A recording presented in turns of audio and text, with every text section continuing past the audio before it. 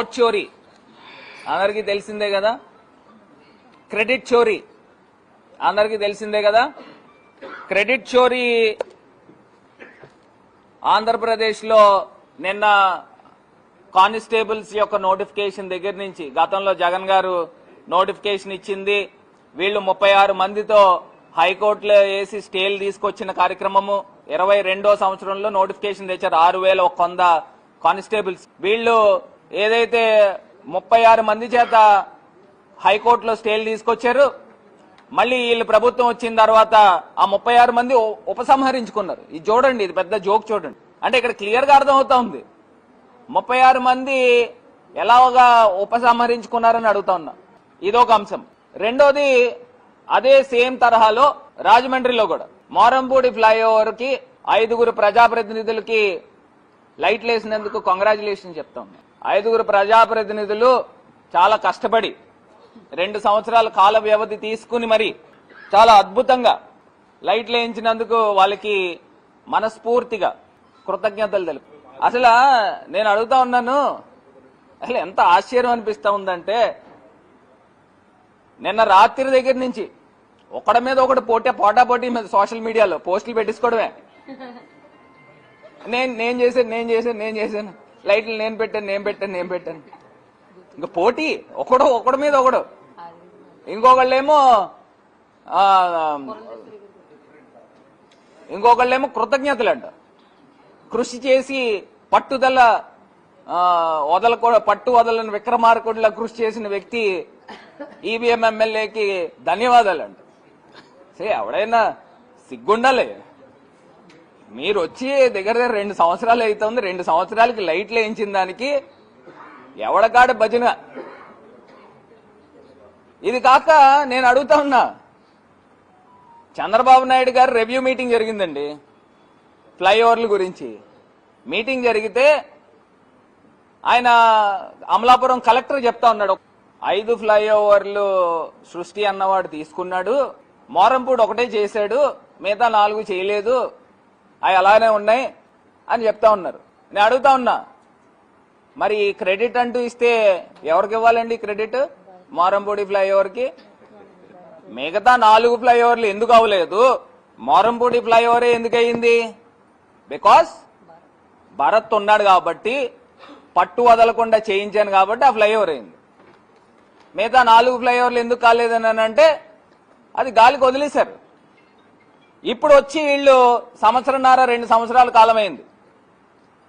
మరి 2 సంవత్సరాల కాలంలో ఎక్కడ వేసిన గొంగలు అలానే ఉంది. జొన్నాడు ఫ్లైఓవర్, అటు ఉన్నరాజవరం ఫ్లైఓవర్, ఇంకా తేతలి కైకవరం అంటే ఇంకా గోతుల్లోనే ఉంది.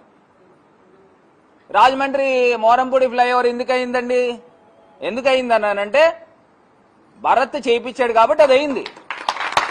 తప్పట్లేదు, భరత్ చేయించాడు కాబట్టి అది కంప్లీట్ అయింది. ఆ మాత్రం తెలియట్లేదు వీళ్ళు. ఎవడకాడు భజన మీద భజన. ఇంకా రాత్రి లైట్లు వెలిగినాయా లేదో వెంటనే పాటల మీద పాటలు, బ్యాక్గ్రౌండ్ మ్యూజిక్లు, బ్యాక్గ్రౌండ్ స్కోర్లు. మళ్ళీ మొన్న ఏదో ప్యాచ్లు వేయించాడంట ఈవీఎం ఎమ్మెల్యే. ఆ ప్యాచ్లు వేయించిన దానికి, రోడ్డు ప్యాచ్లు వేయించిన దానికి మళ్ళీ దానికో సాంగ్, మళ్ళీ కళ్యోడు. అసలు ఎవడ తగ్గట్లేదు. ప్యాచ్లు, రోడ్డు ప్యాచ్లు వేస్తున్నారంట, దానికి మళ్ళీ బ్యాక్గ్రౌండ్ స్కోర్లు స్టార్ట్ అయిపోయింది. దంచేస్తున్నాం, బాధ్యత అంటే మళ్ళీ ఏం బాధ్యత నాకు తెలియదు. అసలు సిగ్గుండాలండి. అసలు ఏం జరుగుతా ఉంది? ప్యాచ్లు వేసుకున్నాడు, ప్యాచ్లు ఎమ్మెల్యే అన్నారు. ప్యాచ్లు ఎమ్మెల్యే అన్నారు. నగరంలో ఏ రకమైన గోతులు లేకుండా అన్నిటికి ప్యాచ్లు వేస్తాను అంటున్నాడు. మేము చిన్నప్పుడు వినేవాళ్ళం, సైకిల్కి ప్యాచ్లు వినేవాళ్ళం, రోడ్లకి ప్యాచ్లు ఇప్పుడు ఇతని దగ్గర నుంచి అంటున్నాం. సెంట్రల్ గవర్నమెంట్ అమౌంట్ ఇచ్చింది, స్టేట్ గవర్నమెంట్ కాంపోనెంట్ ఉంది. 5,000 కోట్ల రూపాయలు కూడా నాబార్డ్ నుంచి జగన్మోహన్ రెడ్డి గారు అమౌంట్స్ రెడీ చేసి పెట్టుంచారు. వాళ్ళు నాబార్డ్ వాళ్ళు నాకు రేపు పొద్దున్నకి డబ్బులు ఇచ్చేయండి అంటే ఎవరు? ఫేజ్డ్ మేనర్ లో వర్క్ జరిగిన దాన్ని బట్టి వాళ్ళు డబ్బులు రిలీజ్ చేస్తూ ఉంటారు. 5,000 కోట్లలో 4,500 కోట్లు ఏమైందని అడుగుతా ఉన్నాడు. 5,000 కోట్ల రూపాయలు నాబార్డ్ నుంచి రెడీ చేసి పెట్టుంచారు. అసలు మీరు మెడికల్ కాలేజీలు అమ్మేదానికే లేదు. ఆల్రెడీ రెడీ చేశారని 5,000 కోట్లు నువ్వే చెప్తా ఉన్నావు. నాబార్డ్ నుంచి వచ్చినాయి, ఇంకా సెంట్రల్ గవర్నమెంట్ నుంచి డబ్బులు తీసుకోవచ్చు, ఇవన్నీ రెడీ చేశారని మీరే చెప్తా ఉన్నారు. మరి ఎందుకు అమ్ముతా ఉన్నారు? మీరు ఆల్రెడీ 2 లక్షల కోట్లు అప్పు చేశారు. ఆల్రెడీ 5,000 కోట్ల రూపాయలు నాబార్డ్ నుంచి రెడీ చేసి పెట్టి ఉంచినప్పుడు మీకేంది నొప్పి? ఎందుకు అమ్ముతా ఉన్నారు? ఇది ఇవాళ పరిస్థితి. ఇంకొకటండి, మీరు ఇందాడ సత్యంబాబు గారి గురించి అడిగారు కదా, దానికి కనెక్షన్ ఇంకొంచెం ముందరకు వస్తాను. అక్కడ నేను కొంచెం ముందరకు వస్తాను ఈ కనెక్షన్లో. మొన్న రాజమండ్రి నగరంలో ముతూట్ ఫైనాన్స్ వాళ్ళు రికవరీ గురించి రాజమండ్రి నగరంలో వెళ్ళారటండి. ఒకళ్ళు ఇంటికి వెళ్ళారంట. వాళ్ళు డబ్బులు వాయిదాలు మీద వాయిదాలు వేస్తా ఉన్నారు, ఇదిగో ఇస్తాం అదిగో ఇస్తామని. ఆ ఘటన జరిగిందంట. ఘటన జరిగితే జనరల్గా ఫైనాన్స్ రికవరీ అనేవాళ్ళు కొంచెం ర్యాష్గానే ఉంటారు.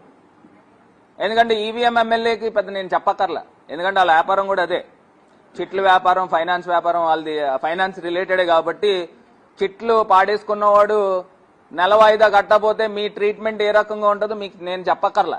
ఫైనాన్స్ వ్యాపారం వాళ్ళు, ఆ ముతూట్ ఫైనాన్స్ వాడు వాళ్ళ ఇంటికి వెళ్ళాడంట, ఏదో అడిగాడంట. వాళ్ళు రివర్స్ గా ఆ కుర్రోడిని పాపం చిత కొట్టారంట. చిత కొట్టిన తర్వాత అరగంట సేపు ఆ రోడ్డు మీద పెట్టి బాధారంట ఆ రికవరీ వాడిని. దాని తర్వాత ఈ కుర్రోడు ఇంకొక 10 మందిని బ్యాచ్ వేసుకుని వెళ్ళి ఎవడైతే కొట్టాడో ఆ కొట్టినోడిని చితకబాదారంట. నేను చెప్తా ఉన్నా, ఇది ఖండిస్తా ఉన్నా. 2 అంశాలని ఖండిస్తా ఉన్నాం. ఎట్టి పరిస్థితుల్లో మేము ఎంకరేజ్ చేసే కార్యక్రమం లేదు. అటు ఈ పార్టీ ఫైనాన్స్ రికవరీ ఏజెంట్ ని చిత కొట్టారు, కొట్టినందుకు అతను ప్రతిదాడి చేయించాడు. ఈ రెండాటిని పూర్తి స్థాయిగా వైఎస్ఆర్ కాంగ్రెస్ పార్టీ పూర్తిగా ఖండిస్తా ఉంది. రాజమండ్రిలో ఈ రకమైన అల్లర్లు జరిగేదానికి లేదు. దాని తర్వాత అతను కొట్టిన తర్వాత ఎవరైతే ఆ వ్యక్తులు ఉన్నారో వాళ్ళందరూ ఈ రికవరీ ఏజెంట్ వాళ్ళ ఇళ్ల ఏరియా దగ్గరికి కత్తులు, బాటిళ్లు, సోడా సీసాలు, హాకీ బ్యాట్లు,